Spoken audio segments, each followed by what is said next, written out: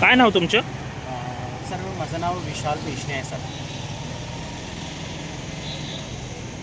मी sir सांगा या तुमच्या जे तुम्ही सुरू केलेलं आहे.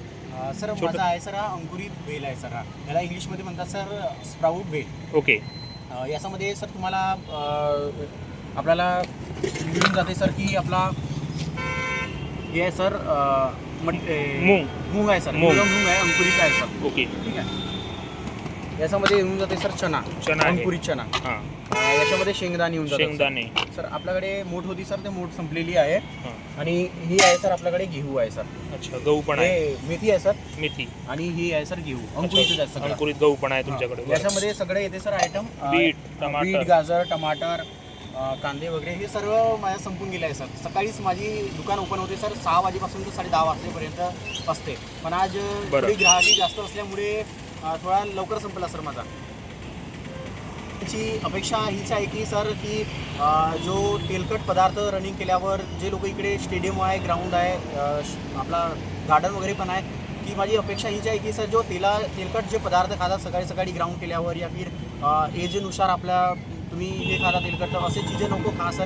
की आपण असे खाऊ शकता सर की हे प्रोटीनवाली चीज आहे सर. हे अंकुरित जे भेल आहे सर कडधान्य, याच्यामध्ये सर तुम्हाला 20 ते 30 ग्राम दररोजच्या प्रोटीन मिळते सर 20 रुपयामध्ये. म्हणजे तुम्ही हे दर्शवू शकता की एक कानाकोपऱ्यातून येऊन एक आपलं लहान छोट्याशा खेड्यातून पण आपण सुरुवात अशी मोठी करू शकतो. हो सर. माझं हे असं आहे की सर माझ्या पैसे कमवणे लोकांना जागरूक करण्याची ही आहे सर अपेक्षा आहे की सर की लोक असं तेलकट पदार्थ न खाण्यामुळे की कडधान्य असं खा की ज्या प्रकारे की तुम्हाला शरीराला लागणार. नवीन जे लोक आहेत त्यांना एक छोटा उद्योग सुरू करायचा आहे, त्याच्यासाठी तुम्ही त्यांना काय प्रेरणा द्याल किंवा काय मोटिवेशन कराल असं सांगू शकता तुम्ही? नवीनचे जे आपण जे उद्योग वगैरे चालू करता सर की जास्ती तेलकट पदार्थ चालू करताना की तुम्ही उसळ म्हणा या फिर अंकुरित हे म्हणा कडधान्य हे असे चीज़ं तुम्ही चालू करू शकता. तुम्हाला ही प्रेरणा कुठून भेटली? सर मी ना सर नागपूरला राहिले आहे सर 2-3 महिना आणि रायपूरला राहिले आहे सर मी 4 महिने राहिले आहे सर. बरं, महाराष्ट्र आणि छत्तीसगड. हो सर, दोन्ही राज्याचे अनुभव आहे तुम्हाला. दोघे नाही का सर.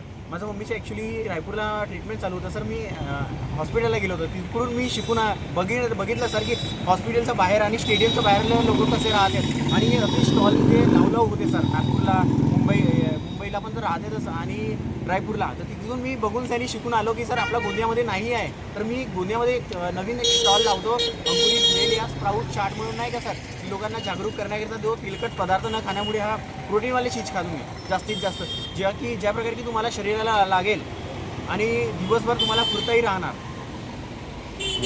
आपल्याला फुरताही दिवसभर राहणार या हो सर अंकुरित नाश्त्यामुळे. हो, स्टॅमिना वाढण्याचा ना.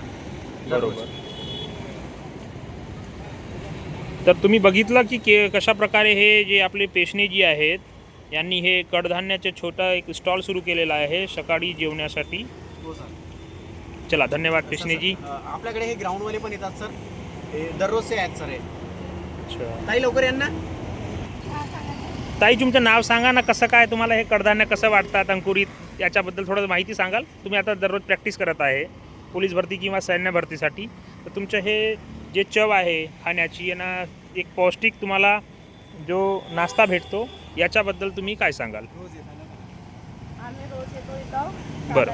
हां, ते आम्हाला स्प्राऊट देतात. ओके. आणि मैदानावर आम्ही जेव्हा रनिंग प्रॅक्टिस करतो तेव्हा आम्हाला प्रोटीन मिळते इथून. रनिंगमध्ये स्पीड पण येते. बरं. जेव्हापासून आम्ही येतो आमचा स्टॅमिना वाढलेला आहे. बरं. म्हणजे एक ऊर्जा स्फूर्ती राहते दिवसभर. पुढे आम्हाला तो गोळाफेकमुळे पण हे म्हणजे ताकद वाढते सर, म्हणून आम्ही त्याच्याकडे आम्ही दादाकडे खाण्यासाठी येतो. धन्यवाद. तुम्ही सांगितलं पेशणेजी की कशा प्रकारे जे अंकुरित भेळवा जे तुम्ही सुरू केलं आहे त्याच्यामुळे काय लोकांना जे सैन्य भरती किंवा आपले दररोजचे जे नाश्त्यासाठी कशा प्रकारे आपल्याला स्फूर्ती वाढते आणि एक थोडं आनंदित वातावरण आपल्या निर्माण होते आपल्यामध्ये आणि कसं आपल्याला चांगलं वाटतं याबद्दल तुम्ही सविस्तर माहिती दिली. याच्याबद्दल तुमचे खूप खूप अभिनंदन. आणि तुम्हाला पुढच्या जे स्टॉल तुम्ही जे लावलेला आहे आणि तुमचे छोट्या उद्योगासाठी तुम्हाला आयुष्यामध्ये तुम्ही कीर्तिवंत व्हा आणि उत्तरोत्तर प्रगती करा हीच आमची अपेक्षा आहे. आणि माँ भवानी तुमच्या ह्या उद्योगाला एक यशस्वी रूप प्रदान करेल अशी मी ईश्वरचरणी मनोकामना आपली व्यक्त करतो. जय हिंद, धन्यवाद, जय माता. Sir address